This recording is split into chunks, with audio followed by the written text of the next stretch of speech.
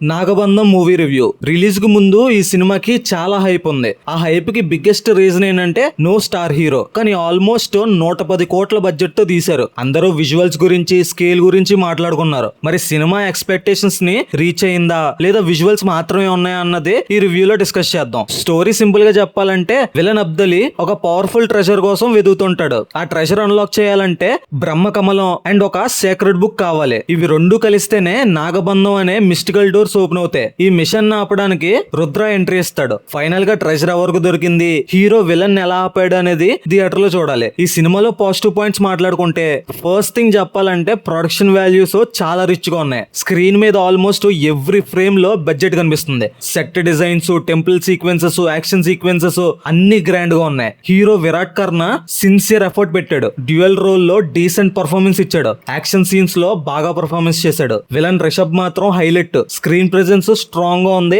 Brutal character ని బాగా carry చేశాడు. నభానటేష్ కూడా స్క్రీన్ మీద బ్యూటిఫుల్ గా కనిపించింది. ఇంకా నెగిటివ్ పాయింట్స్ విషయానికి వస్తే ఇక్కడే సినిమా బిగ్గెస్ట్ ప్రాబ్లం స్టార్ట్ అవుతుంది. విజువల్స్ బాగున్నాయి, బట్ స్టోరీ మాత్రం చాలా రొటీన్ గా అనిపిస్తుంది. రీసెంట్ గా మైథాలజీ, సనాతన ధర్మ కాన్సెప్ట్స్ తో చాలా మూవీస్ వచ్చాయి, కానీ ఈ మూవీ కొత్తగా ఏం చూపించలేదు. స్క్రీన్ ప్లే చాలా స్లోగా ఉంటుంది. Cinema run time almost 3 hours 15 minutes. Second half లో సినిమా బాగా లాగ్ అనిపిస్తుంది. విలన్ సీన్స్ కొన్నిసార్లు రిపిటేటివ్ గా అనిపిస్తే సేమ్ ఎమోషన్ మళ్ళీ మళ్ళీ చూపించడం వల్ల చిరాకు వస్తుంది. హీరో క్యారెక్టర్ కి ఎమోషనల్ కనెక్షన్ కూడా ఎక్కువ ఉండదు. లవ్ ట్రాక్ సడన్ గా వస్తుంది.